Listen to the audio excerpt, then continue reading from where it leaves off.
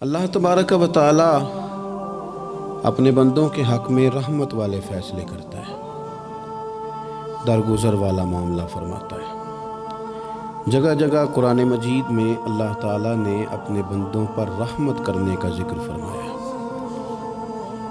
ان اللہ یغفر الذنوب جمیعا، فرمایا بے شک رب تمہارے سارے ہی گناہ معاف فرما دے گا، تم نا امید نہ ہونا، وہ معاف کر دے گا تمہیں۔ قرآن مجید میں فرمایا ان اللہ بالناس لرؤوف الرحیم، بے شک اللہ اپنے بندوں پر بڑا ہی مہربان اور نہایت ہی رحم کرنے والا، رؤوف اور رحیم ہے، بڑا مہربان ہے، کرم فرماتا ہے۔ اللہ تعالیٰ اپنے بندوں سے بڑا جلد راضی ہو جاتا ہے، وہ اپنے بندوں کو بہت زیادہ مشقت میں نہیں ڈالتا، وہ اپنے بندوں سے اپنی نعمتوں کا بدلہ نہیں چاہتا، بہت سخت مشقت والی عبادتیں نعمتوں کے بدلے نہیں چاہتا، وہ بڑی جلدی رحم فرماتا ہے۔ ماں پیار کرتی ہے اپنے بچے سے، لیکن وہ ناراض بھی ہو جاتی ہے بعض چیزوں میں، بعض معاملات اس کا دل بھی دکھاتے ہیں، بعض جگہ وہ رو کے یہ بھی کہتی ہے کہ تو نے میری محبت کا کوئی نتیجہ نہیں مجھے دیا، میری ساری کمائی تو نے ضائع کر دی۔ والد بہت ساری جگہوں پہ ناراض ہوتا ہے، شکوہ کرتا ہے، کہتا ہے میری بیماریوں کی، پریشانیوں کی، بڑھاپے کی، کمزوریاں کا سبب بیٹے تو ہی بن گیا ہے، یہ ساری تکلیفیں تو ٹھیک ہو جائیں تو میری شاید عمر بھی بڑھ جائے، صحت بھی ٹھیک ہو جائے، میں زیادہ دیر جوان رہ سکوں۔ ناراض ہوتے ہیں ماں باپ، اسی طرح ماں باپ راضی بھی ہو جاتے ہیں، وہ بڑی جلدی راضی ہو جاتے ہیں۔ میں اکثر کہتا ہوں کہ والد کو راضی کرنے میں 5-7 منٹ لگ جاتے ہیں، اماں تو 1.5-2 منٹ میں راضی ہو جاتی ہے۔ ابا جی کو 5-7 منٹ لگتے ہیں، کئی دفعہ کہنا پڑتا ہے، کوئی دلائل دینے پڑتے ہیں، لیکن والدہ کے لیے تو کچھ بھی نہیں، آپ نیرا جا کے پیروں میں بیٹھ ہی جائیں، کچھ بھی نہ کریں، آپ پورا روئیں، نہ رونے والا منہ ہی بن جائے تو اماں تو نرم ہی نرم ہے، جس وقت جو مرضی آپ کرا لیں ہو گیا۔ اللہ تبارک و تعالی بلا مثال و بلا تشبیہ سمجھانے کے لیے عرض کرتا ہوں، اللہ بھی بعض معاملات میں اپنے بندوں سے ناراض ہو جاتا ہے۔ وہ کہتا ہے میں تکبر کرنے والوں کو پسند نہیں کرتا، وہ کہتا ہے فسادی پسند نہیں ہے، وہ فرماتا ہے کہ راہوں میں کجی کرنے والے پسند نہیں ہیں، وہ فرماتا ہے کہ بدعہدیاں کرو گے تو میں صبح قیامت تم سے سوالات کروں گا۔ اللہ تبارک و تعالیٰ بہت ساری چیزوں کو ناپسند کرتا ہے، ناراض ہو جاتا ہے، بلکہ نبی پاک صلی اللہ تعالیٰ علیہ وسلم نے فرمایا تم بات کرتے کرتے کوئی ایسا جملہ بول دیتے ہو کہ رب اتنا ناراض ہوتا ہے کہ تمہیں پتہ بھی نہیں ہوتا، تمہارے لیے جہنم کا فیصلہ کر دیتا ہے۔ اس لیے پہلے تولو پھر بولو، خود اپنے لفظوں کی تو تم پہرے داری کرو نا کہ میں کیا کہہ رہا ہوں۔ کوئی ایسا جملہ، کوئی ایسی بات وارث شاہ مان کری نہ وارثاں دا، کوئی ایسی بات نہ تمہاری زبان سے نکلے۔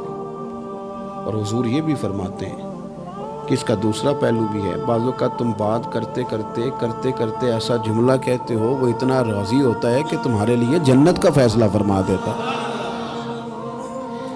مسلمان کو اب یہ حکم ہے، اس ساری گفتگو کا نتیجہ یہ ہے کہ وہ اپنے جذبات پر، خیالات پر، نگاہوں پر، زبان پر، کانوں پر تھوڑی توجہ دے، بے لگام نہ بنے، بے ترتیب نہ بنے، جو طبیعت میں آئے کر نہ گزرے، تھوڑا سا نہ سوچے سمجھے اور تھوڑا سنبھل کے چلے، کبھی ان کاموں کی طرف نہ جائے جن سے رب ناراض ہو جاتا ہے، ان کاموں کی طرف بڑھے جن سے اللہ راضی ہوتا ہے۔ میرے نبی پاک صلی اللہ تعالیٰ علیہ وآلہ وسلم نے ارشاد فرمایا، بعض احادیث میں لفظ یہ ہیں کہ اللہ اپنے بندوں کو دیکھ کے مسکراتا ہے، جو اس کی شان کے لائق ہے۔ جس ترتیب سے ہم مسکراتے ہیں، جس ترتیب سے ہم روتے ہیں، جس ترتیب سے ہم کسی بات کا اظہار تشکر کرتے ہیں، خدا ان باتوں سے پاک ہے۔ اب بہت ساری حدیثوں میں آیا کہ وہ مسکراتا ہے، تو کیا مطلب ہے مسکرانے کا؟ تو علماء تفسیر نے لکھا ہے مسکرانے کا مطلب یہ ہے کہ وہ بڑا ہی راضی ہوتا ہے اپنے بندے سے، بڑا راضی ہوتا ہے، یہ مطلب ہے۔ ایک تو مسکرانے کا مطلب یہ کہ وہ بڑا راضی ہو گیا، وہ مسکرا دیا اپنے بندے پہ، اور ایک اس کا معنی خود نبی پاک صلی اللہ تعالیٰ علیہ وسلم نے بیان فرمایا، مسند امام احمد بن حنبل میں حدیث ہے، حضور سید عالم علیہ السلام سے صحابہ نے پوچھا، یا رسول اللہ شہید تو بڑے لوگ ہوتے ہیں، شہیدوں میں افضل کون ہے؟ تو اللہ کے حبیب علیہ السلام فرمانے لگے، وہ والا بندہ جو ڈٹ گیا تھا کافروں کے مقابلے میں، وہ ہلا نہیں، پوری طرح ڈٹ کے جو لڑا وہ شہداء میں افضل ہے۔ حضور فرماتے ہیں وہ جنت کے بالا خانوں میں سیر کرے گا اور رب اسے دیکھ کے مسکرائے گا، رب اسے دیکھ کے مسکرائے گا، اللہ تعالیٰ مسکراتا ہے اسے دیکھ کے۔ اور اگلے جملے میں حضور نے وضاحت کر دی، فرمایا جب رب دنیا میں کسی پر مسکراتا ہے نا تو اس کا معنی یہ ہے کہ قیامت میں پھر اللہ اسے حساب کوئی نہیں لے گا۔ جس پر اللہ دنیا میں مسکرا دیا اس سے کوئی حساب، تو وہ کام ڈھونڈنے چاہیے نا جس سے اللہ مسکرائے۔ ویسے کبھی ہم ایسا کرتے ہیں کہ نہیں کہ کسی کو راضی کیا جائے؟ یہ کام ہم کرتے ہیں کہ ہماری کمپنی کا جو سربراہ ہے وہ ہم سے راضی رہے، جس ادارے میں ہم پڑھاتے ہیں اس ادارے کا بڑا ہم سے راضی رہے، یہ کرتے ہیں ہم۔ اس کے لیے کچھ نہ کچھ ہیلے بہانے ہم کرتے ہیں، برادری، قبیلہ، علاقہ، بستی، لوگ کسی طریقے سے ہمارے ساتھ مطمئن رہیں، کرتے ہیں نا یہ سارے کام۔ اس میں تھوڑی مشکل بھی ہمیں آتی ہے لیکن کرتے ہیں، کیا کریں۔ گھر میں بھی کئی دفعہ ایسا ماحول بنانا پڑتا ہے۔ چلیں ایک اور میٹھی مثال دیتے ہیں، زیادہ سمجھ میں آئے گی۔ چھوٹا بچہ خوش رہے، آپ اس کے لیے محنت نہیں کرتے؟ وہ چھوٹا ہے، اس کو خوش کرنا فرض ہے ابا پہ، لیکن وہ کہتا ہے کہ میں نے موٹر سائیکل لینا ہے۔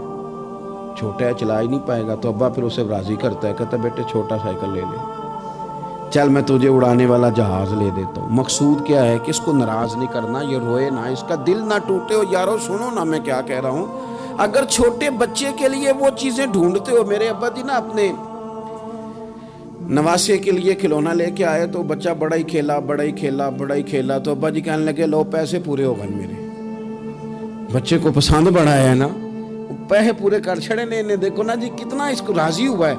تو انسان کیا کرتا ہے کہ کوشش کرتا ہے، چھوٹا بچہ بھی ناراض نہ ہو تو وہ چیزیں وہ ڈھونڈتا ہے کہ اس کو کیا پسند ہے، چاکلیٹ لے جاؤں، فلاں چیز لے جاؤں، آئس کریم لے جاؤں۔ تو ایک بچے کے لیے، گھر کے لیے، سربراہ کے لیے اتنی محنت کرتے ہو، تو وہ کام بھی ہمیں ڈھونڈ کے تلاش کرنے چاہیے نا جس سے رب راضی ہوتا ہے، اللہ راضی ہوتا ہے۔ بتاؤں وہ کون کون سے کام ہیں؟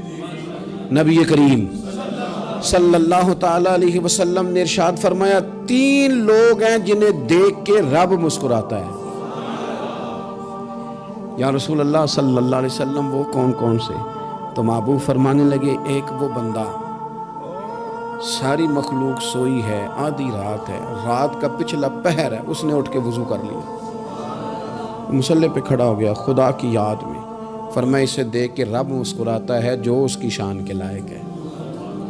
مسکراتا ہے اللہ۔ یہ تو سونے کا ٹائم تھا، یہ تو گہری نیند آنے کا وقت تھا، رات کا پچھلا پہر۔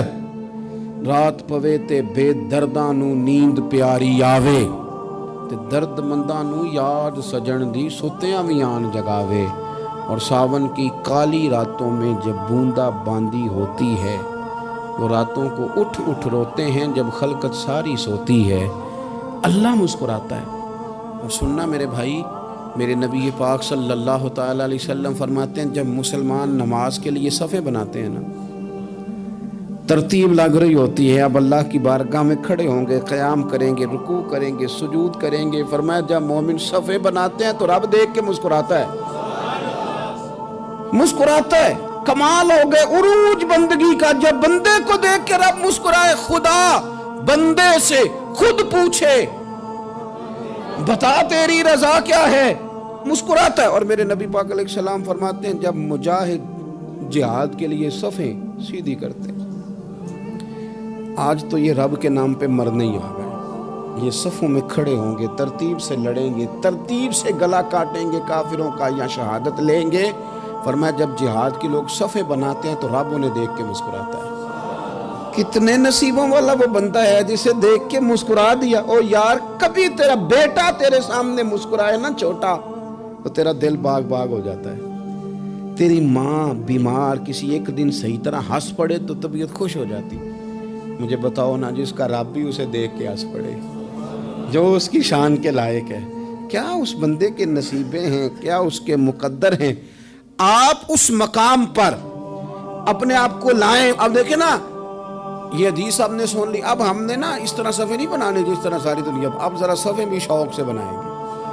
آپ ذرا تھوڑا سا شوق پیدا کریں گے, بھئی یہ تو میں وہ کام کرنے لگا ہوں جسے دیکھ کے رب مسکراتا ہے. نبی پاک صلی اللہ علیہ وسلم نے فرمایا جب کوئی بندہ توبہ کرتا ہے نا, ہم توبہ کا رٹا لگاتے ہیں, یا اللہ میری توبہ, یا اللہ. اور توبہ کا تو مطلب یہ ہے کہ پچھلے گناہوں سے پکی توبہ, آج کے بعد یہ غلطی نہ کرنے کا پکا وعدہ. تو نے ساری شب برات رو کے گزاری ہے, بتا سویرے جھوٹ جوڑنے کا ارادہ ہے تیرا, آج کے بعد رشوت تو نہیں نہ لے گا, ملاوٹ تو نہیں نہ کرے گا, یہ توبہ ہے. اور اگر سارے کام اسی طرح کرنے تو پھر یہ توبہ کا رٹا ہے, جتنا مرضی لگاؤ. حضرت علی بن ربیعہ رضی اللہ تعالیٰ عنہ فرماتے ہیں میں مولا علی کے ساتھ تھا, مقام حرہ کی طرف جا رہے تھے, حضرت علی نے ہاتھ اٹھا کے دعا مانگی ہماری تعلیم کے لیے, ورنہ حضرت علی ہم صحابہ کو محفوظ عن الخطا تو مانتے ہیں نا. ہاتھ اٹھا کے کہا اے اللہ ہمارے گناہ بخش دے, تیرے علاوہ کوئی معاف کرنے والا نہیں. اور پھر حضرت علی آسمان کی طرف دیکھا اور دیکھ کے نا حضرت علی بن ربیعہ کو تو مسکرائے. حضرت علی بن ربیعہ کہنے لگے حضور مسکرائے کیوں ہو؟ فرمانے لگے ایک دن میں حضور کے ساتھ اسی طرح آیا تھا, اسی طرح حضور نے دعا فرمائی تھی ہماری تعلیم کے لیے, اور پھر حضور مجھے دیکھ کے مسکرائے تھے اور فرمایا جب کوئی بندہ رب کی بارگاہ میں اس طرح استغفار کرتا ہے تو رب مسکراتا ہے, اور مسکرا کے فرماتا دیکھ لو میرے بندوں کو پتا ہے کہ میرے علاوہ معاف کرنے والا کوئی نہیں, انہیں پتا ہے. تم اس کی بارگاہ میں رجوع تو لاؤ, آؤ تو صحیح دو آنسو لے کر. اقبال کہتے ہیں کہ موتی سمجھ کے شان کریمی نے چن لیا, قطرے تو گرے میرے ار کے انفعال کے. دو میں نے آنسو بہائے تھے تو اس کے کرم نے تو موتی سمجھ کے چن لی. سنو نا حضور اس استغفار کو, اللہ کو یار رات کو توبہ کر کے سونا چاہیے ہمیں. کچھ غلطیاں ہم کرنا نہیں چاہتے پر ہم سے ہو جاتی ہیں, کچھ دل ہم توڑنا نہیں چاہتے پر وہ ٹوٹ جاتے ہیں, ہماری مجبوری ہوتی ہے ٹوٹ جاتے ہیں. رات کو اس کی بارگاہ میں ہاتھ باندھ کے کشکول طلب دراز کر کے خوب استغفار پڑھنا چاہیے کہ مالک بندے ہیں نا کیا کریں, نفس کا ساتھ ہے, دنیا کا ساتھ ہے, خواہشات نفسانیہ, مالک معاف کر دے. درد سے توبہ, رسم نہ ہو, کہانی نہ ہو, لفظ نہ ہو, جملے نہ ہو, اور جناب ایسے لوگوں کے بیچ بڑے ہاتھ باندھ کے, اور بڑا کوئی ضرورت نہیں, آپ اکیلے اپنی چارپائی پہ بستر کے اندر منہ دے کے بھی درد سے کہیں گے نا معاف کر دے تو وہ تو مہربانی بڑا ہے. میرے نبی پاک صلی اللہ علیہ وسلم مثال دیتے ہیں, فرمایا ایک آدمی صحرا میں جا رہا, صحابہ سے حضور خطاب کر رہے ہیں, فرمایا ایک آدمی صحرا میں جا رہا تھا, اس نے اپنی اونٹنی پہ کھانا پانی پیسے ہر چیز رکھی ہوئی تھی. صحرا تھا بہت بڑا, درمیان صحرا کے گیا تو تھوڑا سا سستانے کے لیے, آرام کرنے کے لیے اونٹنی سے نیچے اترا. اب اس نے اونٹنی کی لگام, اونٹنی کی نکیل اپنے سرہانے کے نیچے رکھی, ہاتھ کے ساتھ پکڑی اور سو گیا. تھوڑی ہی دیر کے بعد جب اس کی آنکھ کھلی تو دیکھا اونٹنی غائب ہے. صحرا میں وہ پیدل نہ آگے جا سکتا ہے, نہ پیچھے جا سکتا ہے, نہ دائیں نہ بائیں, کھانے کو روٹی نہیں, پینے کو پانی کا قطرہ نہیں, تھوڑا ادھر بھاگا ادھر بھاگا, تھک گیا. کریم محبوب فرماتے ہیں وہ پوری طرح نڈھال ہو گیا اور مایوس ہو گیا, معاذ اللہ, مایوس ہو کے دوبارہ اسی جگہ آ کے لیٹ گیا جہاں پہلے لیٹا تھا. انتظار کرنے لگا کہ اب موت ہی آئے گی, آخری وقت ہے, نہ میں پیدل یہ صحرا کراس کر سکتا ہوں, نہ پیچھے جا سکتا ہوں, نہ کھانا ہے نہ پانی ہے, سوائے موت کے کوئی سہارا نہیں. حضور فرماتے ہیں وہ رستے میں دوبارہ لیٹ گیا, اچانک اس نے رخ بدلا تو اونٹنی سامنے کھڑی تھی. حضور نے صحابہ سے پوچھا بتاؤ نا اسے بھلا کتنی کو خوشی ہوگی؟ یا رسول اللہ جسے نئی زندگی مل گئی ہے. آپ دیکھیں نا سارے ڈاکٹروں نے کہہ دیا کہ اس کے تو گردے معدہ جگر ہر چیز ختم ہے, گھر لے جاؤ خدمت کرو, ہر طرف پریشانی ہے. وہ بندہ بھی سمجھ گیا ہے کہ آخری وقت آ گیا, کل جاؤں پرسوں جاؤں, تیاری ہو گئی, سب لوگ آ گئے, باہر والے بھی آ گئے, یہ ماحول ایک عجیب رنگ اختیار کر گیا. اچانک ایک ڈاکٹر نے آ کے کہا نہیں غلطی لگ گئی تھی. مجھے بتائیے انداز کیا ہوتا ہے؟ بغیر دوائی کے بندہ اٹھ کے کھڑا نہیں ہو جاتا, میں تو بچ گیا ہوں. نبی پاک صلی اللہ علیہ وسلم فرمانے لگے اس کی اونٹنی مل گئی, بتاؤ بھلا اسے کتنی خوشی ہوگی. یا رسول اللہ وہ تو دوبارہ دنیا میں آ گیا. حضور فرمانے لگے اسے کچھ بھی خوشی نہیں ہوئی جب کوئی رب کا گناہگار بندہ آ کے توبہ کرتا ہے، رب کو اس سے کئی گنا زیادہ خوشی ہوتی ہے۔ میرا بندہ آ گیا ہے، میرا بندہ آ گیا ہے، میرے گھر آ گیا، اس نے آنسو بہائے ہیں، اس نے کہا اللہ میں تیرا ہی ہوں، تیرا ہی رزق کھاتا ہوں، تیری ہی زمین پہ رہتا ہوں، تیرے نام سے میری سانسیں چلتی ہیں۔ وہ آ گیا، فرمایا اس اونٹنی والے سے زیادہ رب کو خوشی ہوتی ہے جب گناہگار آ کے توبہ کرتا ہے۔ گناہگاروں کے آنسو اس کی بارگاہ میں بڑے مقبول ہیں، لیکن ہم رسم ادا کرتے ہیں، توبہ نہیں کرتے۔ ہم اپنے آپ کے ساتھ دھوکہ کرتے ہیں، جھوٹ بولتے ہیں۔ ہم بندہ کوئی ناراض ہو جائے تو ہمیں کو نہیں نیند آتی، اس کے گھر چلے جاتے ہیں۔ ہم اپنے سارے رشتوں کو، تعلقات کو مینٹین کر کے رکھنے کے عادی ہیں۔ ہمیں پتہ ہے کہ وہاں میں نہیں جا سکا تو بیٹا بھیجتا ہوں، فلاں شادی پہ میں نہیں جا سکا تو بھتیجا بھیجتا ہوں، بھائی بھیجتا ہوں۔ ہر تعلق کا ہم نے خیال رکھا کوئی روٹھ نہ جائے، لیکن کمال ہے نا، یہ نہیں سوچا کہ اگر رب روٹھ گیا تو جب وہ روٹھ جائے نا تو سارے رشتے بھی بندے کے پاس موجود ہوں تو کوئی کرامت نہیں ہوتی، پھر کروڑوں روپیہ جیب میں ہوں تو ڈاکٹروں کی دوائیاں اثر نہیں کرتی۔ وہ روٹھ جائے تو پھر انسان اس طرح سے پھسلتا ہے کہ بڑے بڑے اس کے پاس دروازے ہوتے ہیں پر کسی جگہ اس کا ہاتھ نہیں لگتا۔ خدا را خیال کریں، دنیا روٹتی ہے تو روٹھ جائے، رب رسول ناراض نہ ہونے پائیں، اس کا خیال کریں۔ حضور فرماتے ہیں وہ مسکراتا ہے، اسے خوشی ہوتی ہے جب کوئی اس کا بندہ اس کی طرف رجوع کرتا ہے۔ میرے عزیزو، رسول پاک صلی اللہ تعالی علیہ وسلم نے ان لوگوں کے تذکرے کیے جنہیں دیکھ کے رب مسکراتا ہے۔ ہم نا گناہگاروں پر بھی فتویٰ دینے میں جلدی کرتے ہیں اور نیکی پر بشارت دینے میں بھی جلدی کرتے ہیں، حالانکہ یہ ہماری ذمہ داری نہیں۔ پتہ نہیں اللہ تعالیٰ کس کو کب توفیق توبہ دے کے اپنے قریب کر لے، لیکن بڑی جلدی ہے، بڑی جلدی فتویٰ دینے میں۔ اور یہ فتویٰ اب صرف مفتیوں کا نہیں رہ گیا، یہ میری طرح کے، آپ کی طرح کے ڈھیروں لوگ ہیں جنہوں نے جیبوں میں فتوے ڈالے ہوئے۔ بھئی آپ نے کیوں ذمہ داری لے لی ہے جنت میں داخل کرنے کی اور نکالنے کی؟ یہ تو میرے رب کریم کا کرم ہے، وہ جس کو چاہے جب چاہے جتنا چاہے عطا کرے۔ لیکن کچھ لوگ نا بڑے پکے ہو گئے ہیں کہ شاید جو میں سوچ رہا ہوں وہی درست ہے۔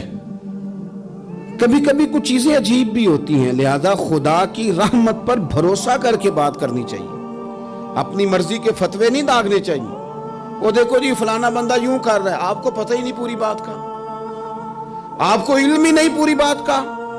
حضرت بہاءاللہ نقشبند بخاری رحمت اللہ علیہ فرماتے ہیں میں حج کرنے گیا تو وہاں میں نے ایک آدمی کو کروڑوں کا کاروبار کرتے دیکھا تو میرے دل میں خیال ہے یہاں بھی اللہ اللہ کرنی چاہیے تھی، دنیا داری کر رہا ہے۔ لیکن فرماتے ہیں حج سے فارغ ہوئے تو میں نے دیکھا وہی بندہ سارا کچھ رب کی بارگاہ میں خیرات کر رہا ہے، اور سینکڑوں غریب حاجی ہیں جن کو پورے خرچے دے رہا ہے۔ تو میں نے وہیں اپنی سوچ سے توبہ کی کہ میں کہاں تھا۔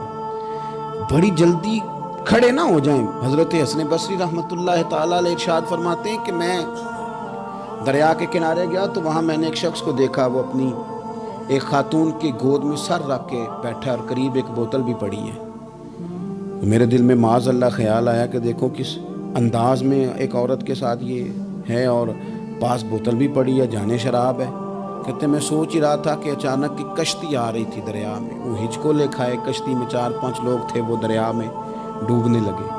وہ آدمی تیزی سے اٹھا، دریا میں چھلانگ لگائی، پہلے ایک کو نکالا، پھر دوسرا نکالا، پھر تیسرا نکالا، ایک بندہ رہ گیا۔ کہنے لگا حضور مجھے تو آپ نے گناہگار سمجھا ہے، میں تو بڑے غلط انداز میں یہاں بیٹھا ہوں، آپ نے جو سوچا چلیں یہ چوتھا بندہ آپ نکالنا ہے، کرے نا یہ کام، کرے نا یہ کام۔ بڑے بھولے بھالے بڑے اللہ والے، ریاض آپ کو بس ہم ہی جانتے ہیں، اتنی جلدی فتویٰ۔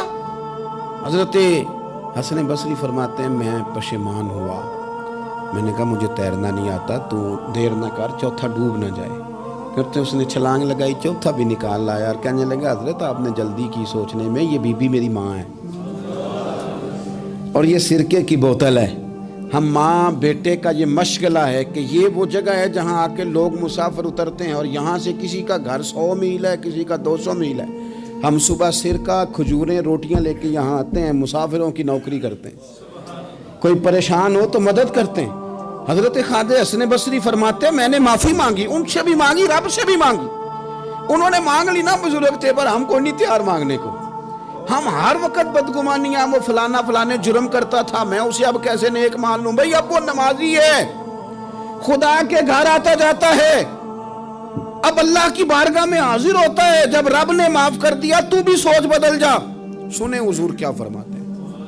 نبی پاک صاحب الاخلاق صلی اللہ تعالی علیہ وسلم فرماتے ہیں، مسند امام احمد بن حنبل دیکھیے، فرمایا رب اس وقت بڑا ہی مسکرائے گا جب قاتل بھی جنت میں جائے گا، مقتول بھی جنت میں جائے گا. یا رسول اللہ مقتول تو گیا، یہ قاتل کیسے چلا گیا؟ حضور فرماتے ہیں جائے گا، اور جائے گا اور رب مسکرائے گا، جو اس کی شان کے لائق ہے. یا رسول اللہ کس طرح؟ تو نبی پاک صلی اللہ علیہ وسلم فرمانے لگے، اس نے ایک مومن کو قتل کیا تھا، وہ شہید ہو کے جنت میں چلا گیا. اب اللہ نے بعد میں اسے توبہ کی توفیق دے دی. پہلے اس نے کلمہ پڑھا، پھر یہ میدان میں اترا، کافروں سے لڑا، یہ شہید ہوا، رب نے اسے بھی جنت دے دی. قاتل بھی جنت میں، مقتول بھی جنت میں. اور بات اتنی انوکھی ہے کہ رب دیکھ کے مسکرا رہا ہے، جو اس کی شان کے لائق ہے. ہم جلدی میں ہیں، ہم انتظار نہیں کر رہے کہ شاید توبہ کر جائے، ہم انتظار نہیں کر رہے. لیکن میرے عزیز اتنی جلدی نہ کریں. سوچوں کا صاف ہونا، ذہنوں کا پاک ہونا، اور لوگوں کے بارے میں گمان کا اچھا ہونا. آپ کسی نفسیات کے ڈاکٹر کے پاس چلے جائیں، اسے کہیں ٹینشن بڑھی ہے، میں ان کے مضامین پڑھتا رہتا ہوں، وہ سب سے پہلا سبق آپ کو یہ پڑھائیں گے کہ اچھا سوچا کریں. اچھا سوچنے سے بندہ تندرست رہتا ہے. کس سے بندہ تندرست رہتا ہے؟ ہیں جی واقعی. یعنی اس والے پڑوسی کے بارے میں بھی اچھا سوچنا ہے گھر میں، اس والے کے بارے میں بھی، چھوٹے بھائی کے بارے میں بھی اچھا سوچنا ہے، اور بڑے کے بارے میں بھی اچھا ہی سوچنا ہے. یعنی اپنی برادری قبیلے کے بارے میں بھی اچھا سوچیں، جو قبیلے کا نہیں اس کے بارے میں بھی چلیں تھوڑا سا اچھا سوچ لیں. اپنے بارے میں تو اچھا سوچا ہے بڑا. میں کہتا ہوں کہ ہم اپنی غلطیوں سمیت اپنے آپ سے بڑا پیار کرتے ہیں، اور دوسرے کی ایک غلطی نظر آ جائے تو ہمیں گھن آنے لگ جاتی ہے. آپ جلدی نہ کریں. مالک نے موقع دیا ہے بندوں کو، نہ وہ کسی کا رزق چھین رہا ہے، نہ سانسیں چھین رہا ہے، وہ اپنی زمین پہ چلنے بھی دے رہا ہے، رہنے بھی دے رہا ہے. تو جب اس نے موقع دیا ہے آپ بھی تھوڑا موقع دیں. اللہ بڑا کریم ہے، دروازے کھولے گا، اس کے بندے اس کی بارگاہ تک پہنچیں گے.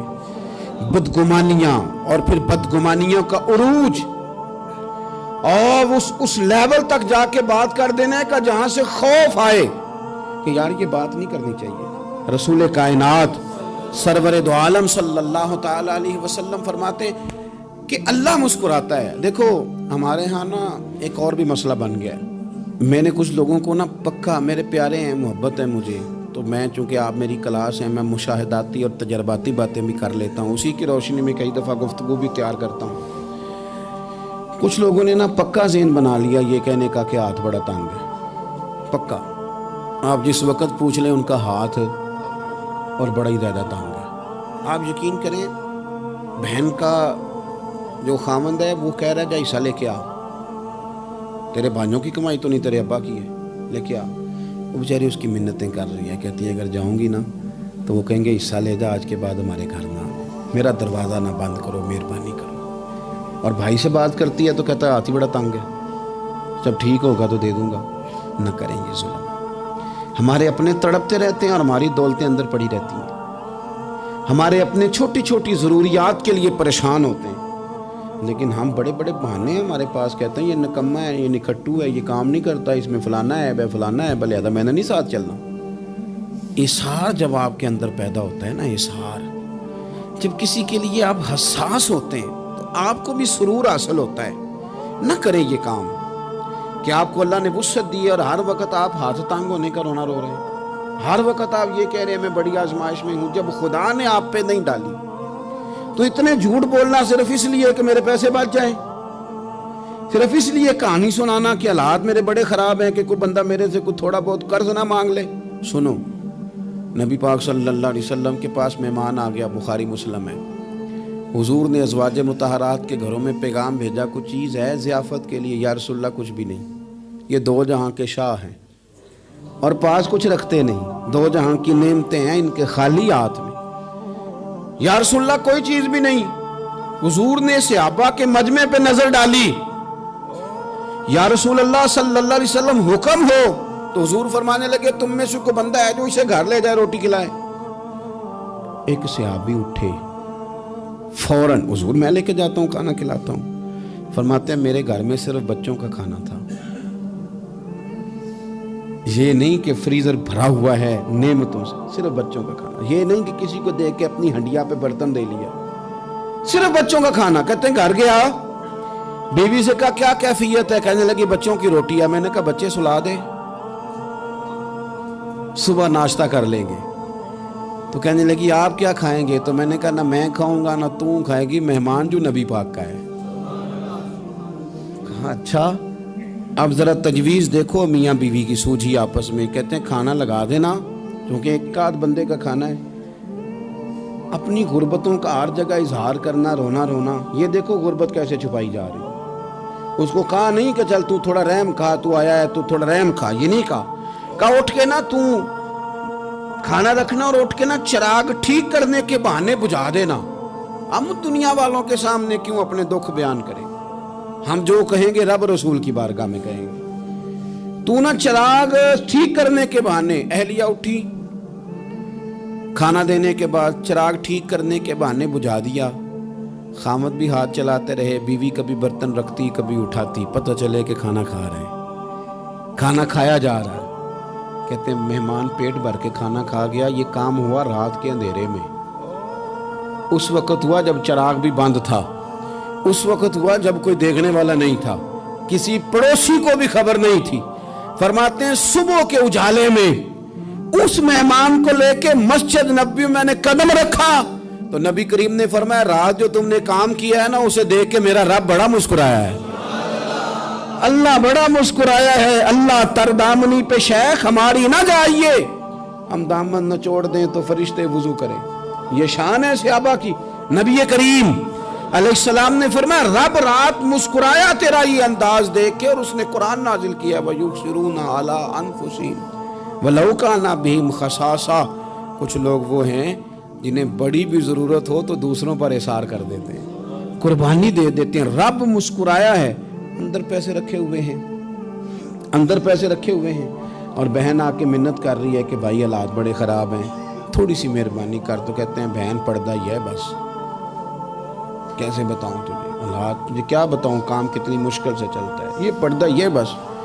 بہرحال اگر تو نے کہا ہے نا 50,000 تو میں زیادہ نہیں، کوئی 20 کو دے دوں گا تجھے، وہ بھی خاصی نیکی کر کے، وہ بھی بتا سکھا کے۔ رات اماں پہ علیحدہ سے احسان چڑھاؤں گا، ابا پہ علیحدہ سے چڑھاؤں گا کہ تمہاری بیٹی کے ساتھ تعاون کرنا، سارے علاقے کو ویسے ہی بتاؤں گا۔ اور وہ غریبنی بیچاری 20,000 لے کے گھر گئی ہے، پھر سفارشیں کر رہی ہے کہ مہربانی کرو۔ میں نے ایسے بھی دیکھے ہیں جو پہلے بیوی کو پکڑاتے ہیں تو دے، اس لیے کہ پھر وزیر اعظم تو ڈنڈا نکال لے گا تو بڑا مشکل ہو جائے گا پھر گھر میں رہنا، لہذا وہ یہ تو آگے لگ۔ یہ کیا لہجہ ہے آپ کا؟ یہ تو کسی کو بھی دیں تو چھپا کے دینے کا حکم ہے، کسی کو بھی دیں تو ہمیں حکم یہ ہے کہ سیدھے ہاتھ سے دینا ہے، الٹے کو خبر۔ اور یہ جو بالکل ہی اپنے ہیں ان پر تو پردہ پوشی آپ کے لیے ویسے ہی ضرورت تھی۔